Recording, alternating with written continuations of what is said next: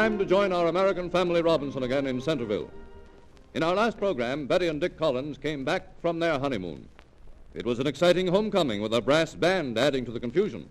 But finally the bride and groom escaped to their new home and opened the door to be met by Windy Bill. We don't know why he's there, but judging by the apprehensive looks of Dick and Betty, we are justified in fearing the worst. Here they are. Well, Uncle Windy, how did you get in? Well, quite simple, my dear. I just got a key from the real estate agent. Oh, I knew that my favorite niece would want her Uncle Windy to greet her on her return. Come in, come in. I'll have a spot of coffee for you in just a minute. Well, Dick, my boy, how goes it? Huh? Oh, it goes all right. Fine, fine. Now, you just take off your things and sit down. I'll be with you in a jiffy. Have to see to that coffee. Well, this is a fine how do you do. Oh, I know, dear. It's dreadful. But never mind. We'll get rid of him without any trouble. I wonder where he turned up from. Oh, Betty, my dear, would you just take a look at this coffee pot?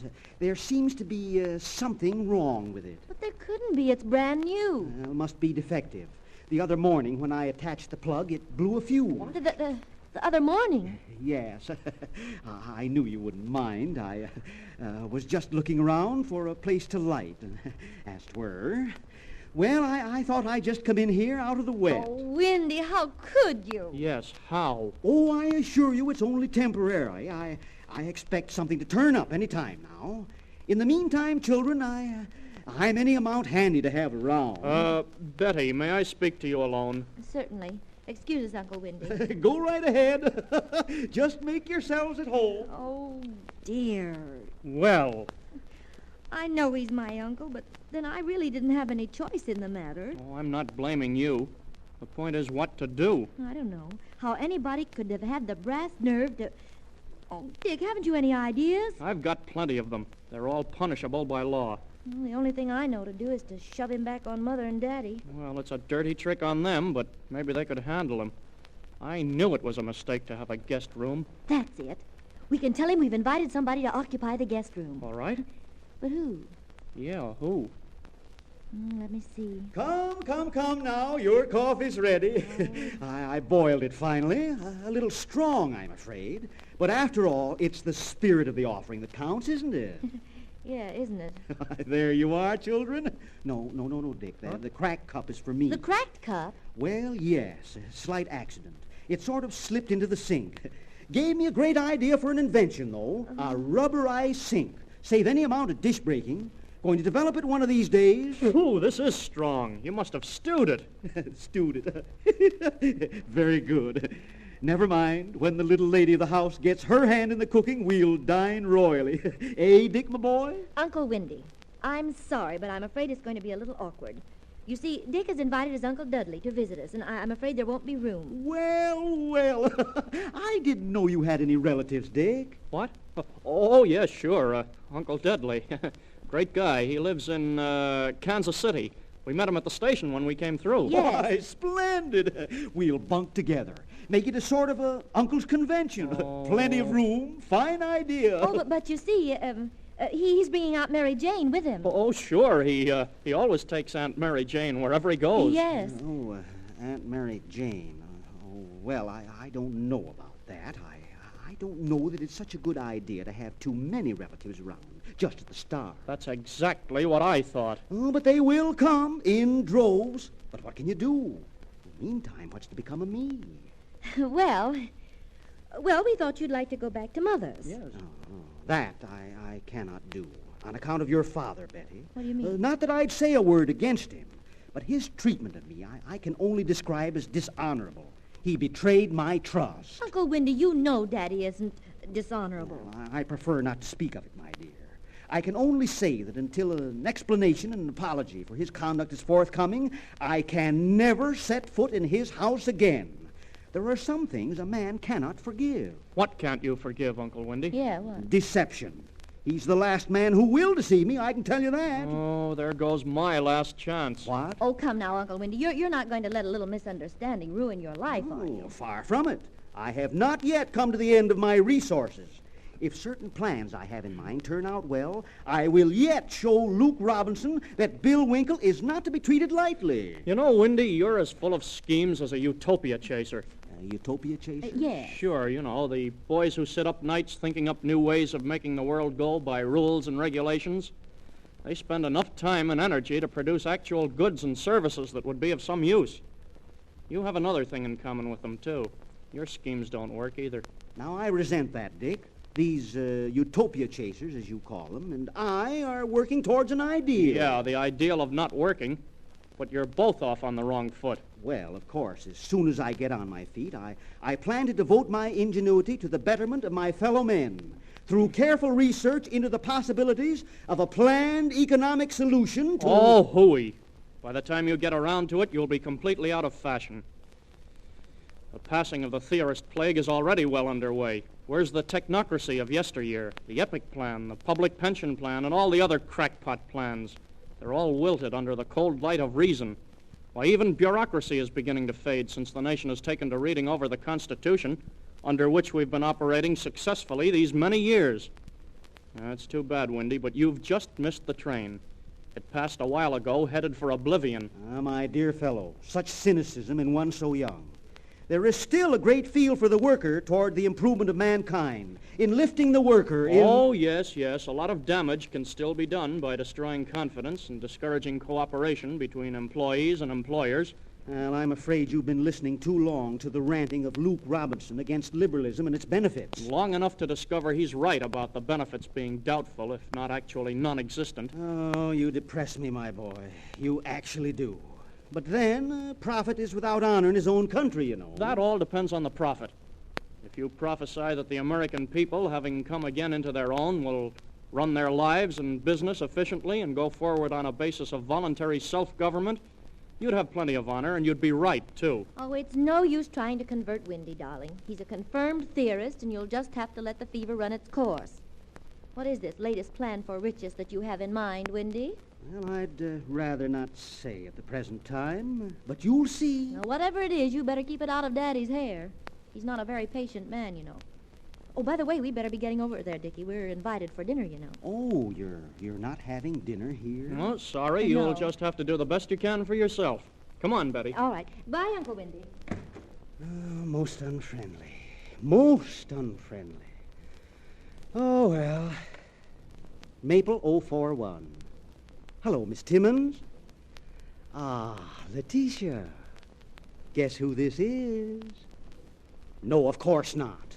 I'm surprised that you should confuse me with Gus Olson, that low character. Yes. Bill Winkle. Now, wait a minute, Letitia. Don't hang up. Well, of course, if you're going to let a little misunderstanding stand in the way of a tender friendship, I'm perfectly willing, even anxious to forgive and forget. What? No, I don't want anything. That is, I would like to see you again.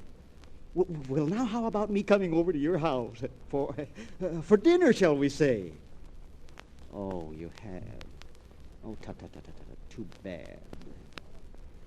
Well, anyway, perhaps you'd like to take a little stroll with me. There's going to be a full moon, Letitia. Why, that's fine. I'll be over in half an hour.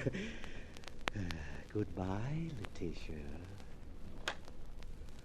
Oh, Winkle, you have indeed fallen to a low estate. Betty, you must have been dreaming. Why, it couldn't have been he. Well, I wish I had been dreaming.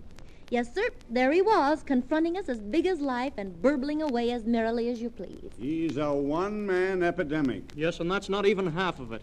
He's moved in, bag and baggage.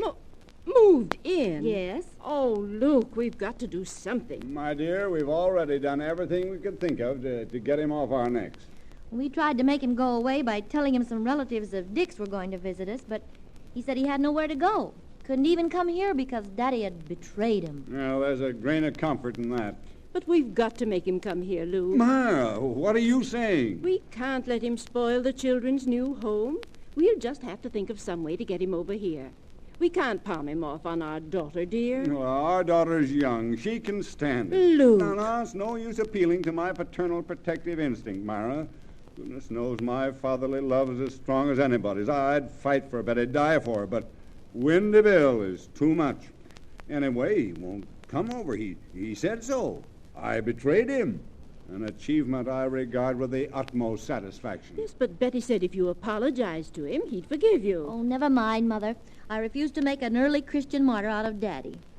We'll bear up under the burden of Windy somehow, won't we, Dick? Yeah, sure. No, I won't have you do it. After all, you're not responsible for his being here. Well, neither am I. And if Betty says she'll take him on, Myra, why... Say, maybe we could advertise in the Herald. Wanted, a home for one highly undesirable uncle, willing to pay handsomely. Then we could all chip in and It's maybe... all very well to talk nonsense. But seriously, Luke, you've got to apologize and take him back. We'll go right over now and get it over with. But, Myra, I couldn't be such a hypocrite. The very thought of asking, actually begging Windy Bill to come back into my house is... Why, it's enough to destroy my character. Here's your hat, Luke. Come on, children. You'd better stand by during this operation to give him moral support. I'll need more than that. What, for instance, shall I say? Oh, we'll discuss that on the way. Shut the door, Betty. Yes, Mother. We might as well walk over it. Oh, it's such a nice night. Nice night. Nice night indeed. The blackest night in Robinson history. Oh, now, dear, don't dramatize your sorrows. It's not going to be so bad.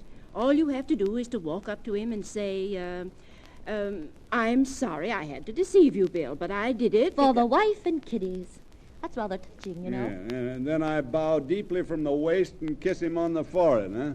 No, sir. You'll do nothing of the kind. You'll simply say, I'm sorry I had to deceive you, but I did it in the interest of the community. Hear, hear. Then while you're clasped in his forgiving embrace, I dash upstairs for his bag and put it out on the sidewalk. You know, just by way of suggestion. Hey, wait. There's somebody coming now. It's Windy. There. You see? Now, we might just as well go on home, Myra. Nothing of the kind. We'll stay right here and meet him. Betty, you and Dick go on ahead. All right. Goodbye, Daddy. I'll never forget what you're doing for your child this night. Well, Uncle Windy, going somewhere? Yes, just a little walk. Go ahead, Luke. Say it. Who's that? Hello, Windy. Good evening. Yes, it is, isn't it? Fine night. It was. It was until the shadow of the man in whom I placed my trust and by whom that trust was betrayed crossed my path. Oh, no. Come, Windy. Can't you take a joke? A joke? A joke that cost me thousands of dollars is rather too practical to suit me. Why, Windy, what are a few $1,000s to a man like you? Why, you can pick it up in no time with your talents. Well, of course, I do feel that, given a chance, some of my schemes... Oh, good.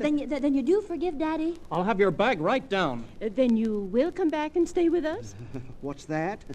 Well, of course, if you press an invitation upon me, I could manage to let the past bury its dead, as 'twere, and I might consent to pay you a short visit. Why, Luke, what are you doing? Pinching myself, hoping I'll wake up. It's no nightmare, and Windy is back with an invitation delivered by Luke himself. Luke's sacrifice for Betty and Dick deserves recognition as an act of true paternal love, even though Mother Robinson had to urge him to do it. What is Windy's new plan? And why the mysterious telephone call to Miss Timmons? And that walk he was about to take in the moonlight with her? These all indicate that there's something brewing in the great mind. And knowing Windy, it's safe to guess that it means trouble for somebody. Join us in our next program and see what happens. Until then, goodbye. The American Family Robinson, which is broadcast regularly over this station, is written by Douglas Silver and Marjorie Bartlett, directed by Martha Atwell, and produced by the National Industrial Council.